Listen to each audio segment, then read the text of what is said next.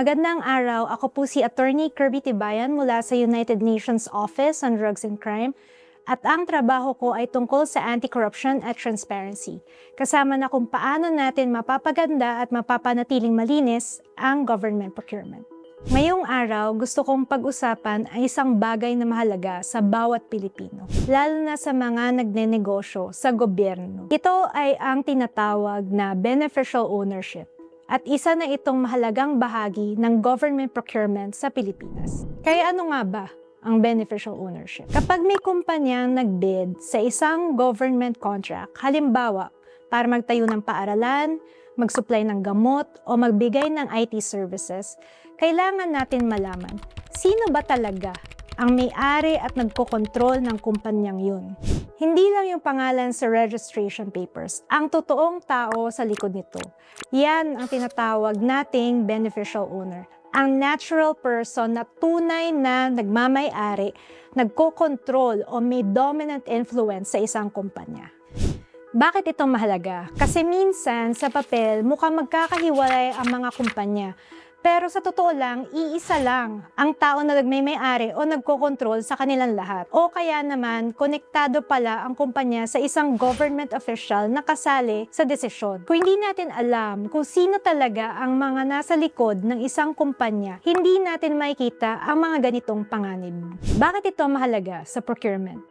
Daan-daang bilyong piso ang ginagastos ng Pilipinas taon-taon sa government procurement. Pera yan para sa mga kalsada, ospital, textbooks, disaster response, mga serbisyong nakakaapekto sa bawat Pilipino. Kapag patas ang bidding process, nakukuha ng mga taxpayer ang pinakamainam na halaga.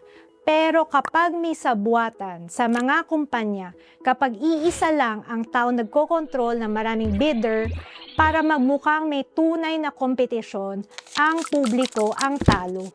Tumataas ang presyo, bumababa ang kalidad, at nasisira ang tiwala sa mga public institutions.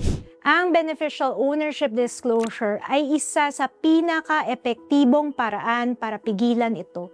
Inilalagay nito sa liwanag kung sino talaga ang mga nakikinabang sa isang government contract at tinutulungan nito ang government officials, oversight bodies at ang publiko na panagutin ang sistema. Ano ang sinasabi ng batas?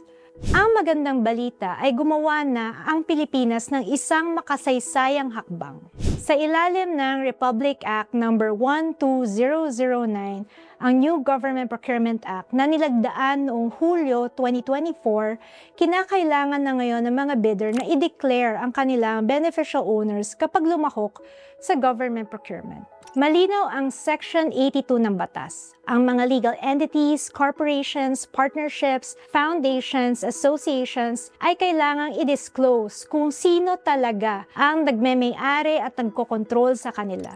At binigyan ng batas ang GPPB ng mandato na magpanatili ng isang Public Beneficial Ownership Registry para sa procurement. Hindi ito basta paperwork lang. May totoong consequence ang batas. Kapag hindi nag-disclose ang isang bidder, automatic disqualification ang resulta. Kapag nagbigay ng maling impormasyon, pwede silang ma-blacklist. At ang blacklisting ay hindi lang sa kumpanya, pati ang beneficial owner mismo ay apektado. Ano ang kailangan malaman ng mga supplier?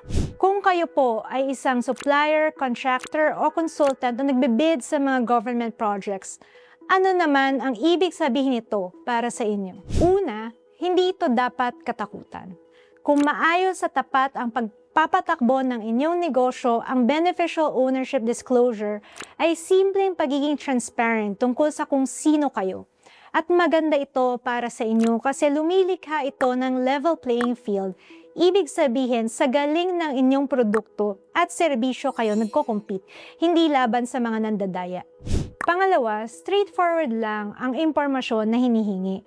Kailangan ninyong i-identify ang mga natural persons na tunay na nagmamay-ari at nagkokontrol ng inyong kumpanya. Ang SEC Harbor Registry, ang Hierarchical and Applicable Relations and Beneficial Ownership Registry, ang national system kung saan nagpa-file ang mga korporasyon ng kanilang beneficial ownership information. Ang layunin ay maging available at ma-verify ang data na ito sa procurement process.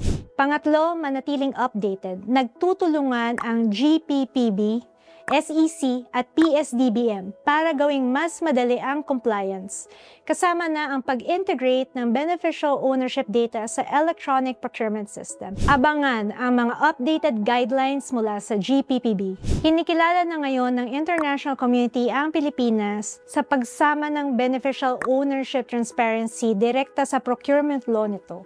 Malaking tagumpay ito dahil isa na tayo sa mga bansa na nangunguna pagdating sa procurement integrity. Sa UNODC, pinagmamalaki namin suporta ng gobyerno ng Pilipinas kasama ang GPPB, SEC, PSDBM at iba pang mga partners sa pagpapatupad nito. Dahil sa huli, ang transparent na procurement ay nangangahulugan ng mas magandang public services at lahat tayo ay makikinabang dito. Maraming salamat po.